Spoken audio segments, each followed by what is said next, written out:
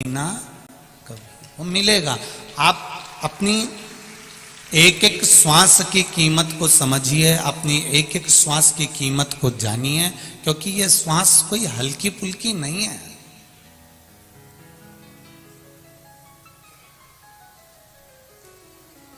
चार बांस, चार कंधे और 40 कंडे तो कोई भी दे देगा।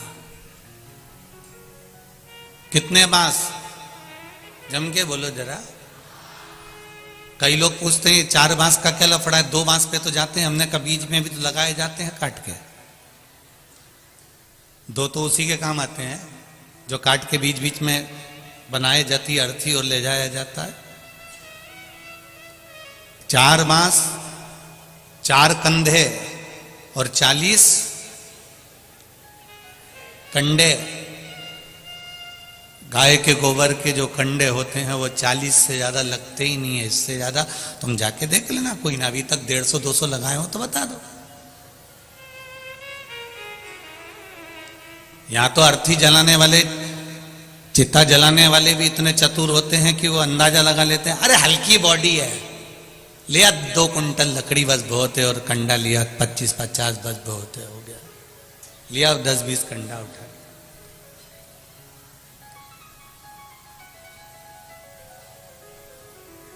पूरी जिंदगी हमने इसी में निकाल दी कि मेरे परिवार वाले मुझे 4 कंधा देंगे, पूरे परिवार वाले मुझे 4 बांस देंगे, पूरे परिवार वाले मुझे 40 कंडे देंगे। ये समझौता करने में हमने अपनी जिंदगी निकाल दी। जोड़ जोड़ के बच्चों के लिए कर दिया और बहुओं के लिए।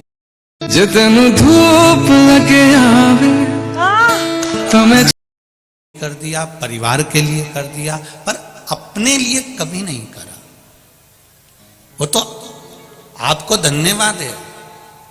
आपने जिंदगी भर जो कमाया, दुकान पर, फैक्ट्री पर, ऑफिस में, नौकरी में, सर्विस में, वो अपने पत्नी और बच्चों के लिए कमाया। पर आज 3 घंटे की ये कथा में बैठकर जो कमा रहे हो, ये अपने लिए कमा रहे हो, किसी दूसरे के लिए कमाई नहीं कर रहे। और इसको भी अपनी सत्यता में जीने का प्रयास करें।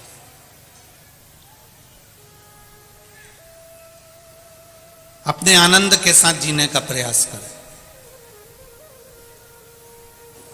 बड़ी मुश्किल से नर तन मिला ये गंवाने के काबिल नहीं है। ध्यान हरि का हृदय से न भूलो ये भुलाने के काबिल नहीं है। इतनी मुश्किल से ये मानव की देह मिली है, इतनी मुश्किल से ये मनुष्य का शरीर मिला है, और इसको हम यूं ही गंवा दें तो हमारा जीवन व्यर्थ है। पड़ोसन के यहां बैठो ना तो सोचना कि आज मैंने अपना समय बर्बाद कर दिया।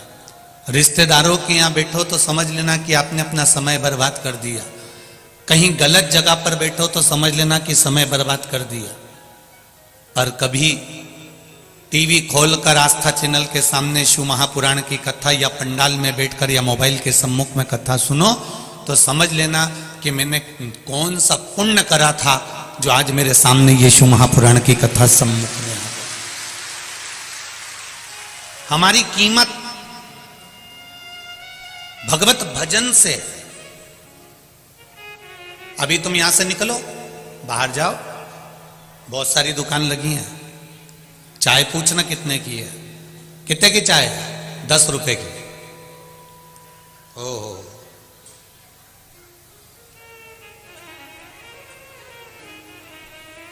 अब तुम जाते जाते बीच में कोई अच्छी होटल मिल जाए, वहां पर रुकना। चाय कितने की है? 25 रुपए की। फिर और जाते जाते कहीं 4 स्टार होटल मिल जाए, 4 सितारा होटल मिल जाए तो वहां पर पूछना चाय कितने की है? 90 रुपए की। फिर कोई 5 स्टार होटल जहां वीआईपी जाता हो, वहां जाकर पूछना चाय कितने की है? 200 रुपए की।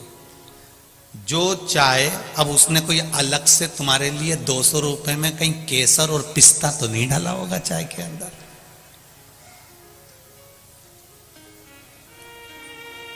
चाय वही है, कप भी वही है, गिलास भी वही है, पीने वाला भी वही है। बस ठेले पर पूछा तो 10 रुपए की थी, होटल में गए तो 25 की हो गई, 4 स्टार होटल में गए तो 90 की हो गई, और 5 स्टार में गए तो जम के बोलो जरा 200 की हो गई।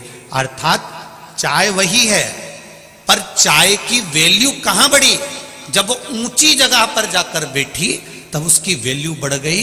10 रुपए की चाय 200 की हो गई। उसी तरह आप कहां बैठ रहे हो? पड़ोसी के यहां बैठ रहे हो कि पान की दुकान पर बैठ रहे हो कि चौराहे पर बैठ रहे हो, आपकी क्या कीमत है?